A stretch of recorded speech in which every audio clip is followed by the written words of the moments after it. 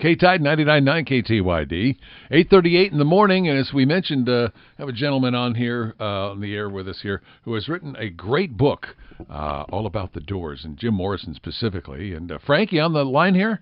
I am. Excellent. Hey, good morning. Good morning. Good morning, Dave. Good morning, Lynn. So thanks for taking the time. Let's set this up real quickly. We're talking to Frank Lisciandro. The book is called Jim Morrison, Friends Gathered Together. And Frank, you've got some history here in Santa Barbara. You were here for, 20 years? Just about 20 years, from about 75 on. Wow. It was a great time. It was a great music time. The Tan were cutting up downtown, and lots of great bands like Norman Allen were in town, and I was associated with both those bands in some capacity. And wonderful time in Santa Barbara, or the middle to late 70s. Yeah, no kidding. So you went to school with Jim Morrison, and then later, in order to put this book together, I guess you gathered people who knew him well and sat down and talked about Jim and then put it into book form. Is that pretty much what we're going to hear? That's pretty much what it was about. I got all of these people that I knew, or most of them that I knew, together, and they had been friends of Jim's, associates, some people who worked with him, mentors, lovers, and we sat down and we talked about Jim over the course of several months, individual conversation with each of these people, to get a kind of a better picture, a more accurate portrait of the man. The Oliver Stone movie was about to come out, and we all had trepidations that this would not present the Jim Morrison as he really was. And the books that had come out and the magazine articles surely just made a laughingstock out of him. Yeah. And all of his friends wanted to be on record about the kind of guy that they knew. I wanted to ask you about one thing, because I saw a quote in the book from Leon Barnard. Yeah. And he said, and this just astounds me, because I think everybody thought that Jim was basically your, rich rock star, and yet Leon said he didn't own a car, he didn't own a house, and the only belongings that he had were things that he wore. Now, did he wasn't really destitute. I mean, he must have had some money. The Doors were a fairly successful group, but did he just eschew all kind of materialistic things? I mean, what was his financial situation? It's amazing that he had nothing. Well, just as you said, he eschewed all material sort of possessions, and he used money when he needed it to get a meal or to buy his friends a meal or to take a trip somewhere, but he didn't ever have any cash in his pocket, and he wore the same clothing pretty much all the time, except when he changed it and then wear the same clothing again for a while. He didn't own a house. He had a car for a while, but he was an alcoholic, so driving wasn't a good idea for him. He just didn't have that materialistic concept that people in the United States had at that time. And where it came from, or whether it was a Buddhist stand or just his own sort of viewpoint, he just didn't have much concern for material possessions. But the Doors were a financially successful band, right? They were the number one band in the United States. Yeah, I mean, so there was money somewhere piled up in his name. He just didn't much care about it. He didn't seem to care about it. He didn't seem to know much about it.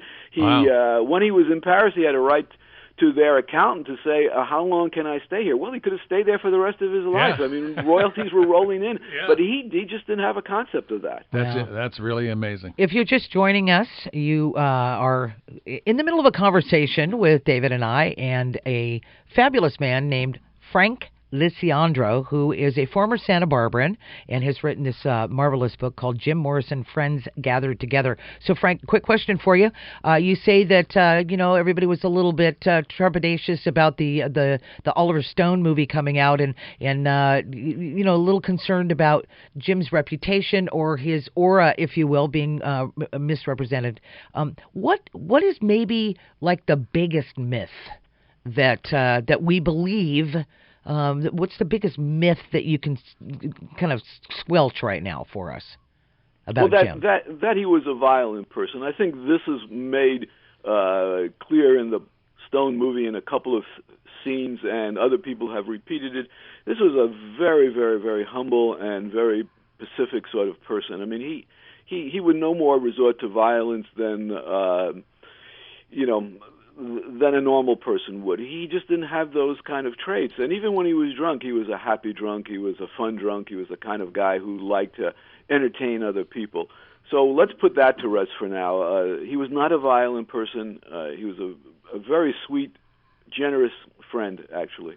But also a lot of people. He was mercurial. I mean, you really didn't know where he was going, which was, I think, even one of the gentlemen, Rich Linnell, said you never knew what he was going to do. So that was kind of part of the excitement of going to a Doors concert. You never really knew what was going to happen. So he did have a tendency to just kind of like spontaneously do something that would attract attention or be, maybe even considered outrageous, right? Right, on stage, David, he became a performer. So a performer's allowed to, put on a mask and a costume and perform for people. He didn't carry that performer off the stage, and he was just a sort of a normal guy off the stage. We went out and played pool, in a dive somewhere on Santa Monica Boulevard, and we went to film festivals and just did sort of kinds of things that guys didn't back then. And when he got on stage, he became a different person. But he was trained as an actor. He was trained as a filmmaker. That's why we went to UCLA to learn how to use the performing arts, and he learned all that stuff, and he might have known it before, but his role during a concert, he felt, was to get the audience out of their seat, to get them to participate, not just to sit there and listen to the top 40 hits. He wanted a dialogue with them, and one of the ways he did it was he could hold them in the palm of his hand and make them do whatever he wanted. He provoked them, and essentially, that's why people went out to see him, and he did crazy things on stage. He was a rock and roll Svengali. Well, yeah, I mean, so. Really, That's right. He did influence a lot of people, and people still read his poetry. That's one of the things I think that some people in the book talk about. Michael McClure, the very noted poet who mentored Jim, talks about what a wonderful poet he was, one of the greatest poets of his generation, Michael calls him. And this is a guy that filled 27-plus notebooks full of poetry, hundreds and thousands of pages, self-published 3 books of his own poetry, and 2 books of his poetry was published after he died. So here was a guy who was very, very interested in the arts, especially poetry. So when you gathered these friends, colleagues, pals, lovers, all that, I would imagine you did this over many sessions. Was there one or two occasions when you were all gathered, wherever you were gathered, that you felt a sense of Jim being there? That's an interesting question, because I worked on the American Prayer album, which is the album I was one of the producers on that album, that Jim's poetry, his spoken word album, which was nominated, by the way, for a Grammy. And every session, Jim appeared. Every single session. Now, you can ask John Densmore, you can ask Robbie Krieger, who are still with us and were co-producers on that album. We felt Jim's presence in that studio every day. Yeah. And that amazed all of us and really made us work harder and be more careful about what we were putting on that album. That's really cool. And I would imagine it gave you the energy to just know deep in your hearts and your soul that you were doing the right thing, that was the right project to work on at that time. Awesome. Well, we wanted to be able to have people listen to Jim's poetry. And since he wasn't around anymore to shout it out from the stage as he often did, we thought this was another way of introducing people to his poetry. Frank, so the book, Jim Morrison, Friends Gather Together, now that just came out in paperback just recently, correct?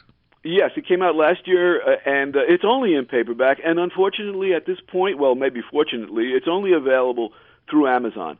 So people will have to go on Amazon to get it, or they can go to the publisher's website. The publisher is Vision Words and Wonder, and visionwordsandwonder.com has a site. So they can buy it there, or they can buy it on Amazon. Yeah, Jim Morrison, Friends Gather Together is the title. It's also available on Kindle. So yes. So someone it's available on all of the ebook platforms, whether you Terrific. have iPad or Kindle or whatever. Well, Yeah. fabulous to read all the customer reviews. As we said before we joined you on the phone here, 5 stars all the way around. A couple, just to quote a couple reviews here. One individual said, "I felt I hung around with Jim for a little while. Doesn't get much better than that."